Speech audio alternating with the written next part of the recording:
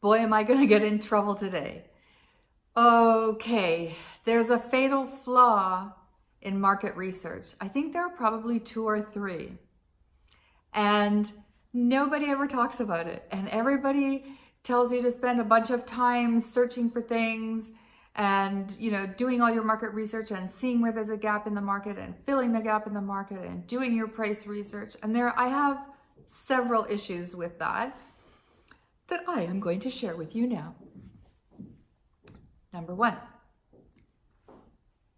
when you're doing market research about products that other people offer, so we're going to start with something easy. So let's just say you can find, how to do digital marketing courses, or you can find, I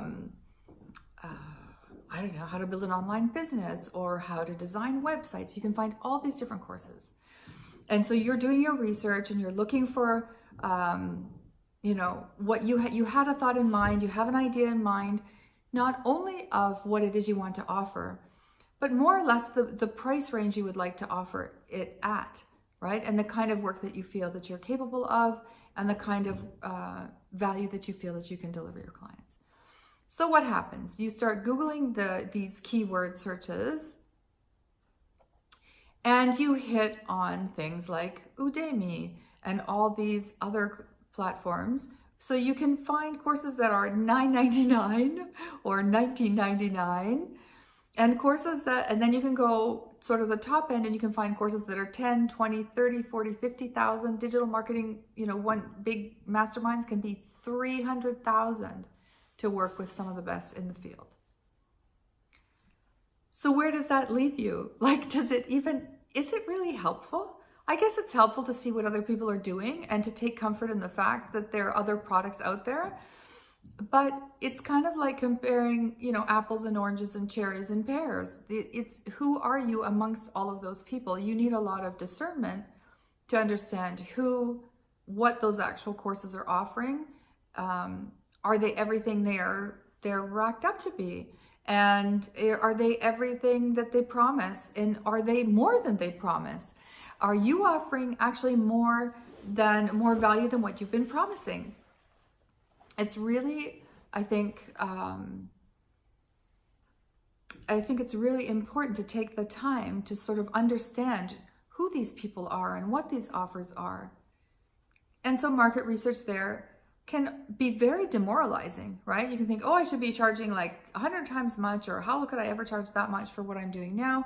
But you could also say, how could I ever charge that little? I couldn't even go to Starbucks on that amount of money. So that's one thing I think can be a little bit misleading and disheartening. And then there are good researchers. I know that I'm really good at research, and I'm really good at finding things, and I'm really good at finding out things in general. And so if you're good at that, you can find a gap in the market, right? These famous gaps in the market that will tell you, and you'll see that there's something there. You'll see that there's a product or an offering that isn't there, and there is this gap, and it's an opportunity for sure. But what no market research will ever tell you, ever, is should you be filling that gap in the market? Maybe it's not for you. And just because it's there, and just because you could do it, doesn't mean you should do it.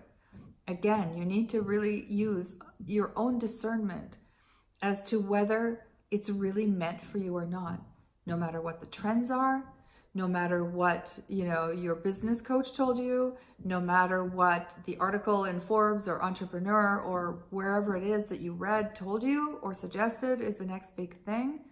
It has to be the next big thing for you too, or it has to be that gap in the marketplace that goes, oh my God, that would be amazing. I would love to do that.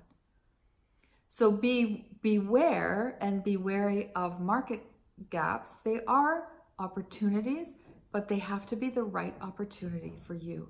And you can always say no and pass it on to somebody who really actually would be perfect for it. You don't need to keep that. They'll find it sooner or later anyways, and just think of how happy they'll be if you say, listen, I had this great idea for you. Then there's, innovation. We all know the famous quote by Henry Ford, which is probably not very precise, but it's more or less, if I had asked what people wanted, really wanted, they would have said they want a faster horse. Nobody would have told him that they wanted a car, right? And he also met with a lot of flack and pushback at the beginning, and there was a lot of scandal and how horrible these things were. And to a certain extent they are, but can you imagine now not having cars in our lives? Be pretty interesting, right? So again, that space for innovation, that really creative space where you can see something, you can see the possibility of something. You know, now we take PayPal for granted. At one point it didn't exist. We take ATMs for granted. They didn't exist. We take all kinds of things that are just such a normal, such a, integrated part of our lives for granted. And, at one time they weren't there. And some of the things that we think are so fundamental now will disappear. Look at the fax machine, the dreaded fax machine.